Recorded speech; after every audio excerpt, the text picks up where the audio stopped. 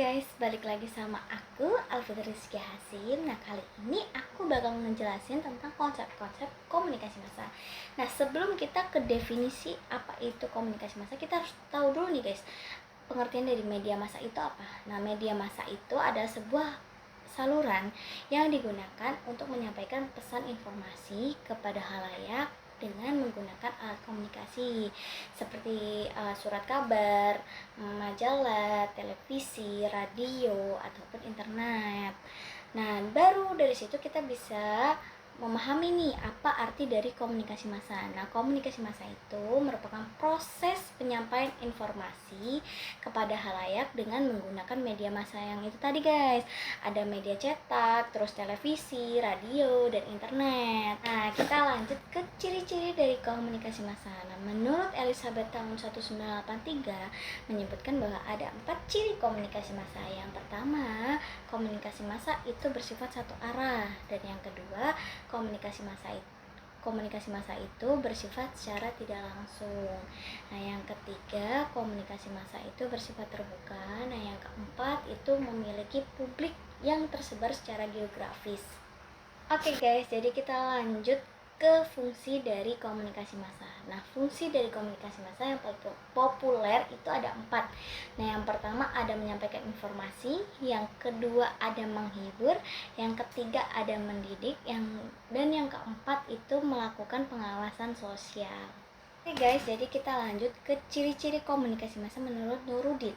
Nuruddin mengatakan dalam buku pengantar komunikasi massa itu ada 7 ciri-ciri komunikasi massa. Yang pertama, komunikator dalam komunikasi massa itu melembaga. Nah, yang kedua, komunikan dalam komunikasi massa itu bersifat heterogen. Nah, yang ketiga, pesan yang disampaikan oleh komunikasi massa bersifat umum. Nah, yang keempat, komunikasinya berlangsung secara satu arah. Nah, yang kelima, komunikasi massa itu menimbulkan keserempakan guys. Nah, yang keenam, komunikasi massa itu mengandalkan peralatan teknis. Yang ketujuh, komunikasi massa itu dikontrol oleh gatekeeper. Nah, siapa sih gatekeeper ini? Gatekeeper itu merupakan seseorang yang bertugas untuk menepis informasi guys. Jadi, informasi itu harus dipilah-pilah dulu oleh gatekeeper sebelum disampaikan ke halayak guys. Nah guys, sekarang kita balik ke komunikator ya guys. Nah, tadi kan di awal aku udah bilang kalau komunikator dalam komunikasi massa itu melembaga. Nah, komunikator dalam komunikasi massa itu harus mempunyai 3 sifat berikut guys. Yang pertama ada costliness, yang kedua ada complexity, nah yang ketiga ada competitiveness. Nah, costliness ini artinya dia komunikator harus bisa memperhitungkan biaya yang akan dikeluarkan.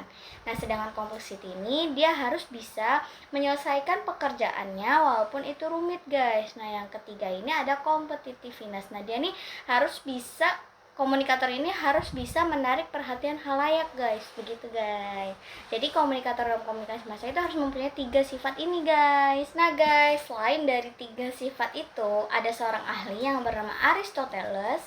Beliau mengatakan bahwa karakter dari komunikator itu sebagai etos guys, yang terdiri dari goodwill, good sense, sama moral karakter. Nah, goodwill ini artinya komunikator itu harus mempunyai maksud yang baik. Good sense artinya komunikator ini harus mempunyai pikiran yang baik. Nah, moral karakter ini artinya komunikator itu harus mempunyai karakter yang baik. Nah guys, tapi nih Hoffman dan Weiss mengatakan bahwa etos itu terdiri dari credibility dan juga trustworthiness. Nah, credibility ini apa sih guys? Nah, credibility ini artinya bahwa komunikator itu harus memiliki keahlian guys. Nah, kalau trustworthiness ini berarti komunikator itu harus dapat dipercaya guys. Nah guys, kita lanjut lagi ya. Nah, komunikasi massa ini ternyata dapat menimbulkan efek guys. Efek ini apa sih? Efek ini adalah perubahan perilaku manusia yang terjadi akibat adanya pengaruh dari pesan-pesan media massa guys. Nah, efeknya ada 3 guys.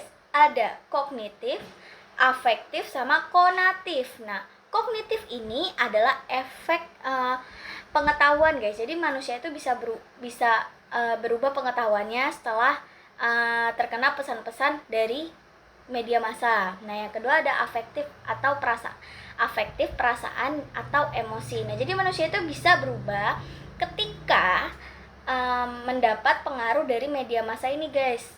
Perasaannya, emosinya itu bisa berubah, guys. Nah, yang ketiga ada konatif atau perilaku dan sikap. Nah, jadi manusia itu bisa berubah perilakunya atau sikapnya karena adanya pengaruh dari pesan-pesan media massa, guys, begitu.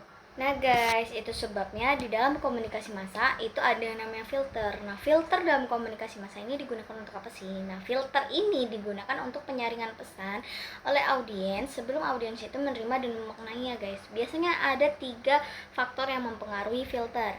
Yang pertama ada budaya. Nah, budaya ini membentuk cara orang menerima pesan itu, guys. Nah, yang kedua ada psikologis. Nah, psikologis ini meliputi latar belakang, pendidikan dan sebagainya, guys. Nah, yang ketiga itu ada fisik. Nah, biasanya kondisi tubuh itu mempengaruhi persepsi orang lain, guys.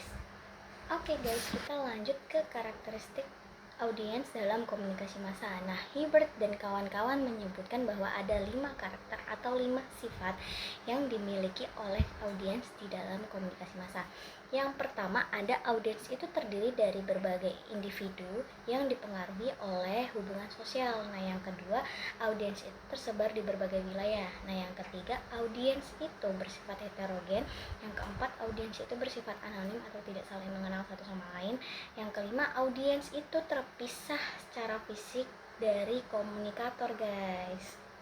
Oke guys, kita lanjut lagi ke bagian regulator ya. Nah, di dalam komunikasi massa itu ada yang namanya regulator. Nah, regulator di dalam komunikasi massa itu fungsinya untuk apa sih? Nah, regulator di dalam komunikasi massa itu berfungsi untuk menghentikan aliran berita atau menghapus suatu informasi, guys. Nah, tapi regulator tidak bisa menambahkan informasi atau memulai suatu informasi di dalam berita. Nah, kita lanjut lagi ke bagian kodes dan konten. Nah, di sini apa sih bedanya kodes dan konten? Jadi, kodes itu adalah suatu simbol yang digunakan untuk menyampaikan suatu komunikasi. Nah, biasanya itu lewat musik, film, dan sebagainya, guys. Nah, sedangkan konten itu berisi isi medianya yang merujuk pada makna. Nah, biasanya disampaikan melalui kodes. Nah, yang selanjutnya ada feedback. Dalam komunikasi massa, feedback itu ada 2. Ada external feedback dan internal feedback. Nah, internal feedback itu biasanya dari dalam atau dari komunikator itu sendiri. Nah, sedangkan external feedback itu berasal dari pihak luar. Biasanya external feedback ini meliputi bisa diambil melalui sampel audiens, terus melalui pihak ketiga atau respon yang muncul dalam waktu tertentu, atau juga bisa melalui data yang terkumpul pada periode tertentu, atau bisa juga kita melalui lembaga resmi, guys. Lanjut ke etika dalam komunikasi massa. Jadi etika dalam komunikasi massa itu ada 5. Yang pertama ada tanggung jawab. Jadi seorang jurnalistik itu harus bertanggung jawab pada pekerjaannya. Dan yang kedua ada kebebasan pers. Jadi di sini kebebasan pers di sini harus disertai dengan tanggung jawab.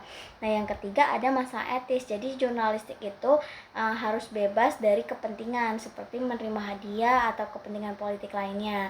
Nah, yang keempat itu ada ketepatan dan objektivitas. Meliputi kebenaran, objektivitas, check and recheck, headline, dan juga editorialnya harus netral. Nah, yang kelima ada tindakan adil untuk semua orang. Jadi seorang jurnalistik itu harus adil untuk semua orang dan tidak berpihak pada manapun. Lanjut ke hambatan dalam komunikasi massa. Nah, hambatan dalam komunikasi massa itu dibagi menjadi 2.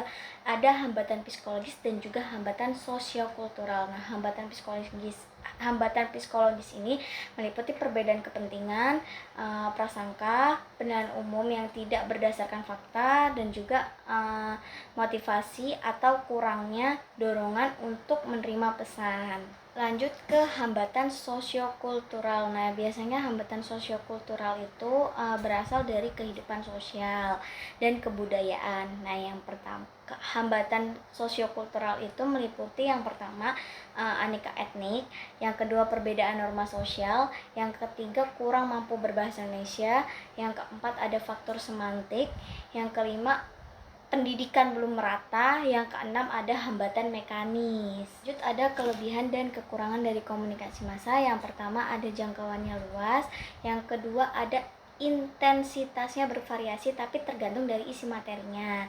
Nah, yang ketiga ada interaktif, tidak terjadi dalam konteks komunikasi yang baik. Nah, yang keempat ada biayanya sangat tinggi, dan yang kelima ada ketepatan tergantung tepatnya waktu. Lanjut, ada model dalam komunikasi massa. Jadi model dalam komunikasi massa ini ada 3. Yang pertama ada model alir satu tahap atau one step flow communication. Nah, model satu tahap ini pengembangan dari model jarum suntik, yakni yang dimana pesan dari media massa langsung tersampaikan ke komunikan. Nah, yang kedua ada model alir dua tahap atau two step flow communication. Nah, model ini itu pengembangan dari jarum hipodermik. Nah, di model ini itu pesan yang disampaikan oleh media massa itu tidak langsung sampai ke komunikan, melainkan melalui opinion leader dulu. Nah, opinion leader ini tuh siapa sih? Opinion leader ini adalah seseorang yang bertugas untuk menyebarluaskan pesan-pesan dari media massa. Jadi lewat dari media massa terus ke opinion leader, baru ke komunikan. Nah, yang ketiga ada model alir banyak tahap. Nah, di model ini tuh ditemui adanya kebergantungan gitu. Jadi maksudnya gini, dari media massa ke halayak, dari halayak ke media massa, lanjut ke bentuk media massa. Nah, ada bentuk media massa yang pertama ada surat kabar. Nah, menurut X, surat kabar itu memiliki 3 fungsi utama dan 3 fungsi sekunder.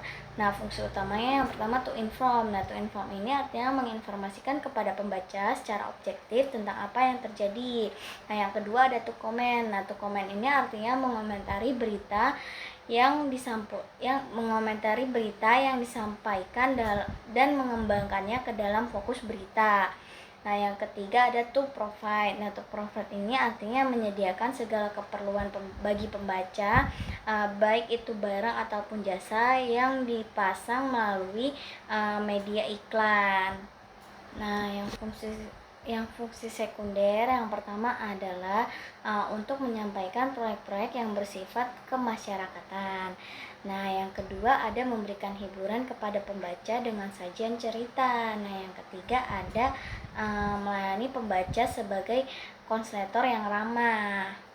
Selanjutnya ada karakteristik surat kabar sebagai media massa. Yang pertama ada publisitas, yang kedua ada periodisitas, yang ketiga ada universalitas, yang keempat ada aktualitas, yang kelima ada terdokumentasikan. Selanjutnya ada majalah. Nah, menurut Dominic, klasifikasi majalah itu dibagi ke dalam 5 kategori utama. Yang pertama ada majalah konsumen umum, yang kedua ada majalah bisnis, yang ketiga ada majalah ilmiah, yang keempat ada majalah terbita, yang kelima ada majalah humas.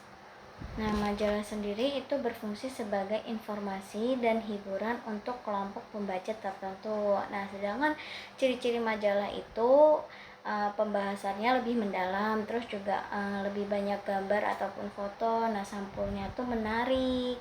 Selanjutnya ada radio. Nah, keunggulan radio itu bisa didengar di mana saja dan praktis dan juga cepat. Nah, fungsinya itu untuk memberikan informasi, hiburan, pendidikan, dan persuasi. Nah, ciri-ciri radio itu imajinatif, gaya percakapan akrab, hanya mengandalkan suara. Nah, radio juga dijuluki sebagai the fifth stage atau kekuatan kelima karena bisa jadi alat kontrol sosial. Nah, selanjutnya ada televisi. Siapa sih di sini yang tidak mengenal televisi? Nah, televisi sendiri ini mempunyai fungsi untuk menghibur dan itu fungsi utama. Nah, juga memberikan informasi dan mempengaruhi. Nah, ciri-ciri dari televisi sendiri itu dia menggunakan gambar dan suara dan juga kompleks pengoperasiannya.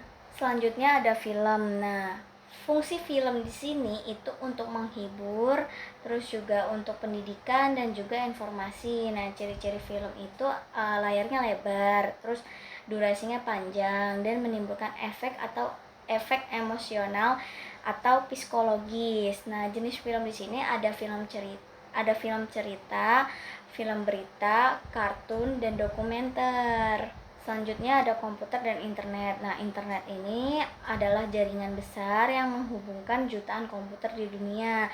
Nah, fungsinya sendiri ada sebagai sumber berita atau informasi. Yang kedua ada hiburan. Yang ketiga ada komunikasi. Yang keempat ada media sosial. Selanjutnya ada efek kehadiran media massa. Nah, efek kehadiran media massa ini ada dua, ada efek ekonomi dan ada efek sosial. Nah, efek ekonomi ini mempengaruhi konsumsi dan perilaku masyarakat. Nah, efek sosial ini mengatur kebiasaan sehari-hari, menemukan emosi, dan bisa mengubah cara berpikir. Nah, itu tadi adalah penjelasan sekilas tentang konsep-konsep komunikasi massa. Terima kasih sudah menonton. See you.